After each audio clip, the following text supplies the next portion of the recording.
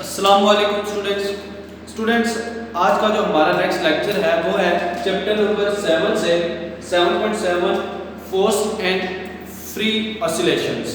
Oscillations हमने बार बार study किया है कि किसी भी चीज़ का टू एंड फ्रो मूवमेंट जो होती है उसको हम ऑसिलेशन या ऑसिलेटरी मोशन कहते हैं। किसी भी एक फिक्स पॉइंट के इर्द गिर्द जब चीज़ मूव करती है तो वो आपका जो है वो ऑसिलेशन होता है। तो ऑसिलेशन जो है वो दो तरह की होती है, एक फोर्स्ड ऑसिलेशन है और दूसरा जो है वो फ्री ऑसिलेशन है।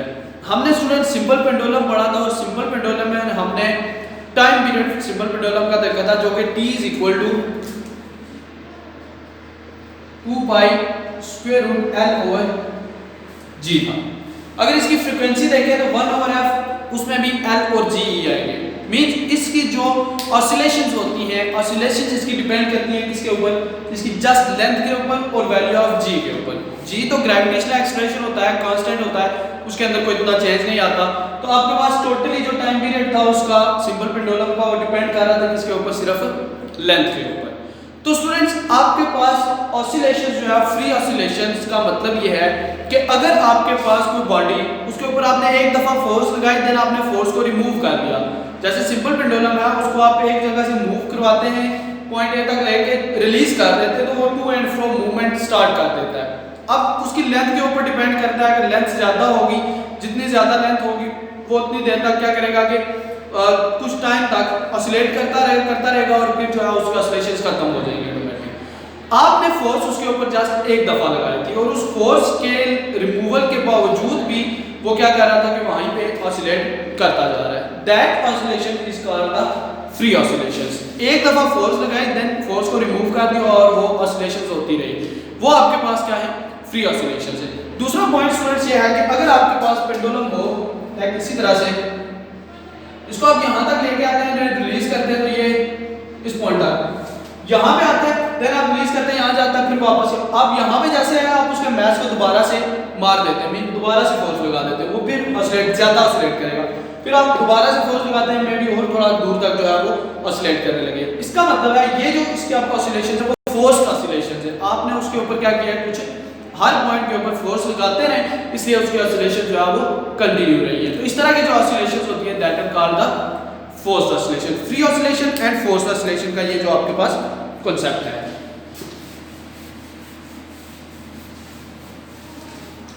तो आपके पास free oscillation, a body is said to be executing free vibrations if it oscillates with its natural frequency without interference of external force.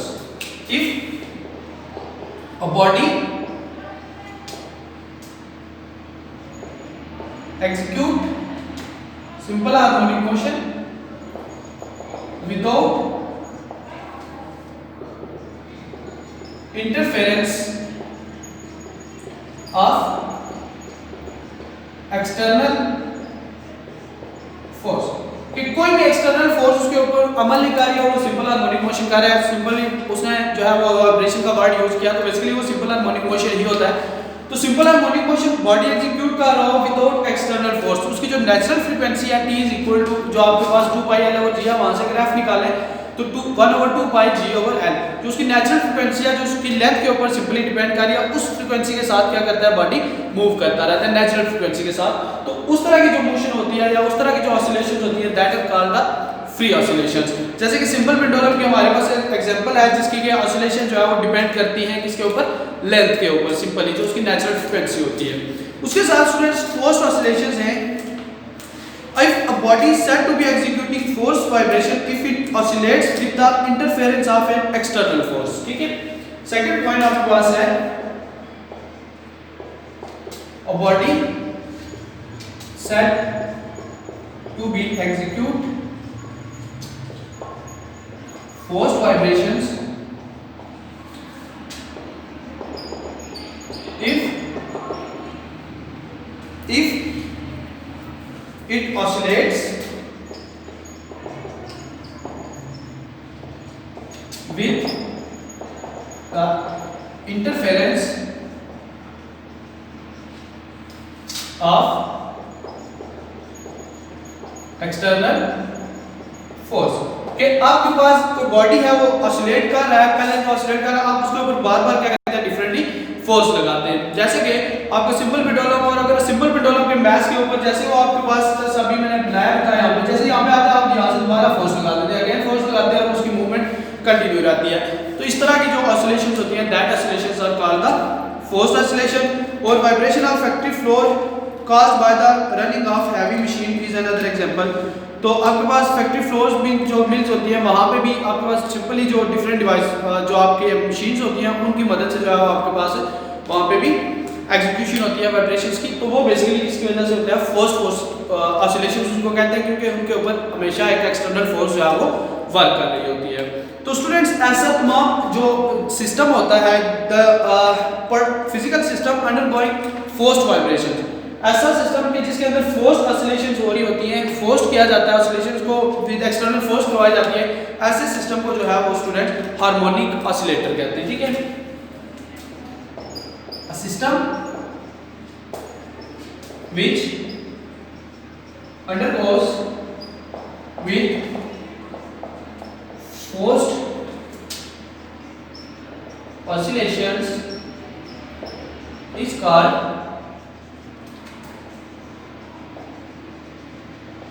Harmonic oscillator.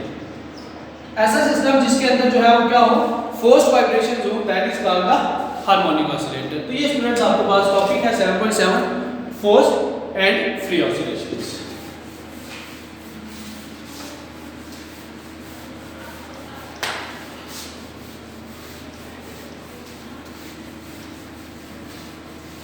तो इस टॉपिक के अंदर स्टूडेंट्स हमने दो तरह की फ्रीक्वेंसी के बारे में पढ़ा। एक आपके पास जो है वो नेचुरल फ्रीक्वेंसी है,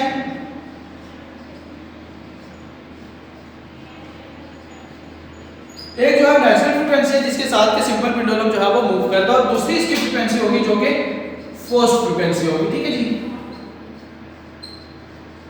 फोर्स फ्रीक्वेंसी जो कि आपने फोर्स की वजह से जो है वो, इन दो नेचुरल फ्रीक्वेंसी और फोर्स फ्रीक्वेंसी, या हम इसको जो है वो आप जो है वो एक्सटर्नल फ्रीक्वेंसी या भी कह सकते हैं, हार्मोनिक फ्रीक्वेंसी भी इसको जो है वो फोर्स फ्रीक्वेंसी को कहा जाता है। तो इन दो की बेस के ऊपर अभी हम एक नेक्स्ट टॉपिक करेंगे, that topic is resonance. 7.8 topic है,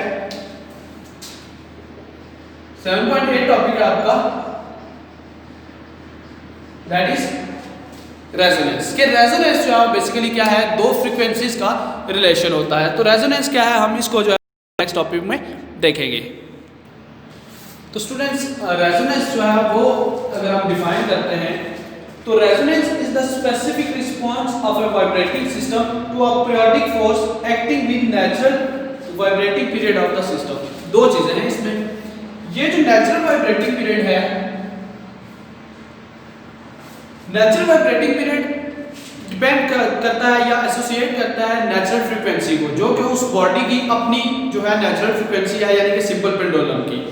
और यहां से जो आपके पास ये सिस्टम पीरियोडिक फोर्स, जो फोर्स एक्ट कर रही है उसकी वजह से एक फ्रीक्वेंसी होगी जो कि पीरियोडिक हार्मोनिक फ्रीक्वेंसी हम इसको कह सकते हैं, या फोर्स्ड फ्रीक्वेंसी जिसको हम कहते हैं। तो स्टूडेंट्स जब ये पीरियोडिक फ्रीक्वेंसी जो है वो आपकी नेचुरल फ्रीक्वेंसी के बिल्कुल क्या होती है, इक्वल हो जाती है। पीरियोडिक फ्रीक्वेंसी जो है वो क्या होती है, नेचुरल फ्रीक्वेंसी, यानी कि आपकी जो एक्टिंग फोर्स है उसकी फ्रीक्वेंसी और जो आप उस पेंडुलम की या सिस्टम की जो अपनी फ्रीक्वेंसी या नेचुरल फ्रीक्वेंसी, वो दोनों जब इक्वल हो जाती हैं तो उस सूरत में जो वाइब्रेशंस होती हैं या उस सूरत ये जो फिनोमेना होता है, this is called the resonance. Like हमने कहा कि अप्लाइड फोर्स फ्रीक्वेंसी जो होती है वो इक्वल हो जाती है किसके, नेचुरल फ्रीक्वेंसी के। तो उस सूरत में जो आपका वर्कआउट होता है या जो ये फिनोमेना होता है, that is called the resonance. यानी दो तरह के आपके पास फोर्सेज है। उसके लिए हम एक छोटी सी ये स्टूडेंट्स एग्जांपल लेते हैं। इसमें ये है कि आपके पास दो सिंपल जो आपके पास डोरियों के साथ आपने एक सिस्टम, एक रॉड को बांधा है, ए बी रॉड को, और उसके साथ जो है वो डिफरेंट साइज के यानी कि लेंथ के, डिफरेंट लेंथ के आपके पास पेयर्स ऑफ पेंडुलम्स है। लाइक ये आपके पास फर्स्ट पेयर है ए और ये आपका ए और ए बार। ठीक है, इन दोनों की देखिए लेंथ जो है वो पेंडुलम की, क्योंकि हमने देखा लेंथ के ऊपर डिपेंड करता है मैक्सिमम जो आपका पेंडुलम होता है, उसकी जो आपकी ऑसिलेशंस होती हैं वो मैक्सिमम डिपेंड करती हैं उसकी लेंथ के ऊपर। तो ए और ए प्राइम की लेंथ है, बी और बी प्राइम ये एक पेयर है इसकी लेंथ, और सी और सी प्राइम। अब तीनों जो हैं वो उन तीनों की पेयर्स की जो लेंथ है वो क्या है, एक दूसरे से डिफरेंट है, बट आपस में एक दूसरे के क्या है, सेम लेंथ के साथ है। अगर हम इस सी को यहाँ से मूव करवाते हैं यहाँ तक, मींस इस साइड पे सी को यहां से लेके आते हैं स्टेप यहां तक। अब यहां तक लाने से क्या होगा, सी के ऊपर आपने फोर्स लगाया, ये स्लाइडली जब इस तरह मूव करेगा तो इस बी के ऊपर भी फोर्स लगेगी और ए के ऊपर भी फोर्स लगेगी। जैसे आप इसको छोड़ेंगे ये जाएगा इसके साथ टकराएगा और इसको आगे मूव करेगा। सी और सी बार इन दोनों की ऑसिलेशंस क्या होंगी, सेम पीरियड है, दोनों का सेम लेंथ है, दोनों की सेम फोर्स लग रही है दोनों के ऊपर। इनकी रेजोनेंस क्या होगी as compare to B and A कम होगी, क्योंकि इनके ऊपर फोर्स जो है एज कंपेयर टू सी क्या है डिफरेंट लग रही है। मींस ये जो आपका सी है इसका जो पीरियड होगा या इसकी जो वाइब्रेशंस होंगी वो सी बार के तो इक्वल होंगी, बट बी और ए के से क्या होंगी डिफरेंट होंगी। रीजन ये है कि उसके ऊपर जो फोर्स लग रही है, मींस इस फोर्स की जो फ्रीक्वेंसी यहाँ पे जो फोर्स बी के ऊपर लगी है और जो फोर्स सी के ऊपर लगी है, उन दोनों की जो फोर्स फ्रीक्वेंसीज हैं that are not the same. तो इस तरह से सी और सी बार में रेजोनेंस प्रोड्यूस होगी, बाकी दोनों के अंदर जो है उस तरह से रेजोनेंस नहीं होगी। तो ये बेसिकली स्टूडेंट्स हमारे पास फिनोमेना है जिसको कि हम कंसीडर करते हैं।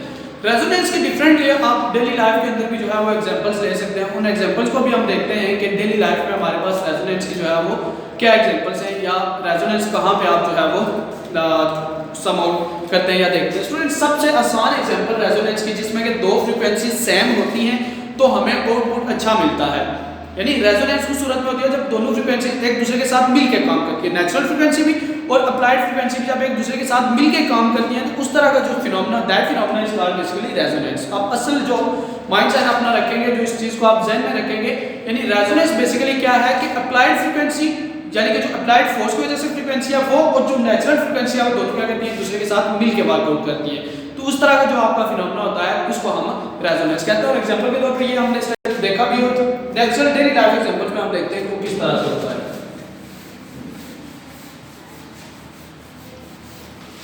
आपके बुक में डिफरेंट एग्जांपल्स दी हुई हैं, आप ये आसानी के लिए फर्स्ट वो मैं एग्जांपल कंसीडर करूंगा वो चूंकि आपके लिए थोड़ी सी क्या होगी कि आसानी से आपको समझ आएगी। वो है आपके पास स्टूडेंट्स जो कि ट्यूनिंग ऑफ अ रेडियो।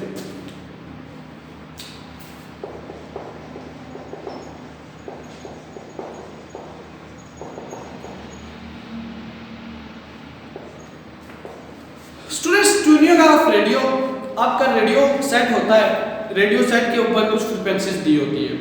आप क्या करते हैं फ्रीक्वेंसी चेंज करते हैं, चलाते हैं फ्रीक्वेंसी को।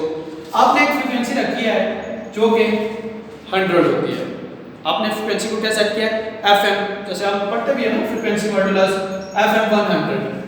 अब स्टूडेंट्स FM 100 बेसिकली क्या है, आपकी फ्रीक्वेंसी अगर 90 के ऊपर है, आपके आसपास आपके इलाके में जो ट्रांसमीटर से फ्रीक्वेंसीज आ रही है, मींस FM 100 की एक फ्रीक्वेंसी आपके इलाके में आती है। हर जगह के ऊपर FM 100 नहीं चलता है, ऐसा नहीं है कि हर jagah के ऊपर FM 100, FM 101, FM 96, 94 ये हर जगह पे चले, कहीं पे चलते हैं कहीं पे नहीं। रीजन ये है कि जो आपके एरिया से यहाँ से फॉर एग्जांपल एक आपका जो है वो ट्रांसमीटर है, उस ट्रांसमीटर से एक रेडिएशन जो है वो आ रही है इस एरिया में, दैट आर FM 100।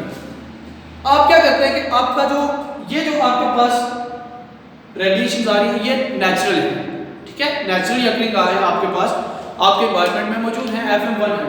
अब क्या करते हैं आप अपने जो रेडियो सेट होता है, रेडियो सेट की फ्रीक्वेंसी को क्या करते हैं फोर्स फ्रीक्वेंसी चेंज करते हैं 96 के ऊपर आपने चेंज करके उसको कहाँ पे लेके बिल्कुल 100 पे।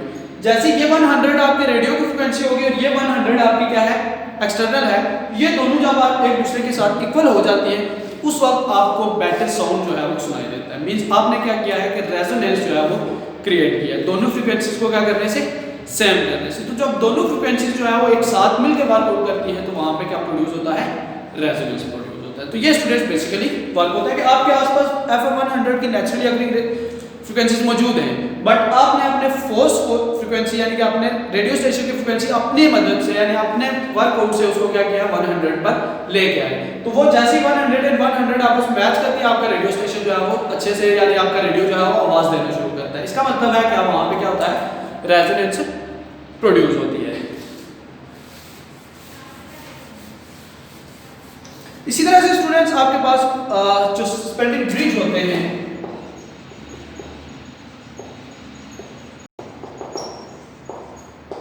रस्से वगैरह का या इस तरह का जो ब्रिज बना होता है, अगर उसके ऊपर से फौज गुजर के जा रही है तो वो हमेशा अपने जो स्टेप्स होते हैं, उनके कदम जो है उनको डिफरेंटली रखते हैं। एक कदम को रखते हैं, फिर दूसरा उठाते हैं, दूसरा रखते हैं, पहला रखते हैं, दूसरा हटा देते हैं।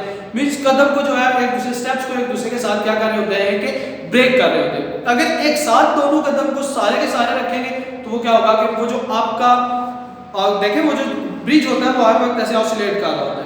एकदम से नीचे की तरफ जा रहे हैं तो सारे के सारे एक साथ फोर्स दोनों पाँव रख देते हैं।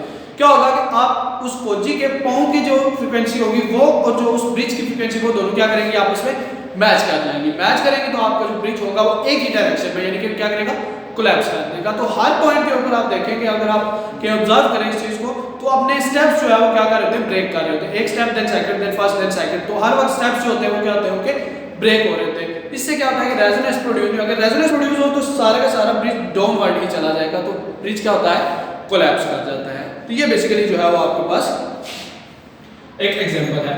इसी के साथ स्टूडेंट्स आपके पास जो मोशन ऑफ स्विंग होती है, मोशन ऑफ स्विंग आपके जो झूला होता है उसको आप फोर्स लगाते हैं, तो आप उसी वक्त फोर्स लगाएं। वहां से अगर आपके पास आपकी तरफ आ रही है मींस आपने धक्का लगाया आपकी तरफ आ रही थी, आप वहीं आधे में जाके वहीं से फोर्स नहीं लगाएंगे, आप वेट करेंगे वो आपके पास आए एक ऐसे पॉइंट पे जहां पे आप दोनों जैसे ही वो वापस जाएंगे आप उसके साथ फोर्स लगाते हैं, तो उसकी अपनी फ्रीक्वेंसी और जो आपने फोर्स लगाई उसकी फ्रीक्वेंसी दोनों का काम क्या है आप उसको आगे लेके जाना। तो उस सूरत में क्या होती है कि ज्यादा से ज्यादा जो है वो ऑसिलेट करती है। या आपने अक्सर जो है वो ये डेली लाइफ के एक एग्जांपल है, स्विंग अगर झूला है आपकी तरफ आ रहा है तो आप वहीं से आधे से अगर फोर्स लगाएंगे तो वो आपको लगेगा ना कि उसके अंदर जो है वो ऑसिलेशन जनरेट होगी। आप क्या करते हैं उसको अपने आप तक आने देते हैं, लेकिन जैसे ही वो वापस जाने लगता है आप फौरन से साथ ही फोर्स लगा देते हैं। एक तो वो खुद वापस जा रहा था नेचुरल फ्रीक्वेंसी के साथ, आपने साथ में फोर्स लगाई और आपकी एक फोर्स फ्रीक्वेंसी भी उसके साथ मिल गई, तो दोनों फ्रीक्वेंसी जब दूसरे के साथ मिली है आपको मैक्सिमम जो है वो ऑसिलेशन यानी मैक्सिमम उसने डिस्प्लेसमेंट कवर किया। तो यहाँ पे आपको क्या मिला रेजोनेंस जो है वो उसकी आपके प्रोड्यूस जो है रेजोनेंस प्रोड्यूस होने से मैक्सिमम डिस्प्लेसमेंट उसने ट्रैवल किया। इसके साथ कुकिंग बाय माइक्रोवेव ओवन होता है स्टूडेंट्स।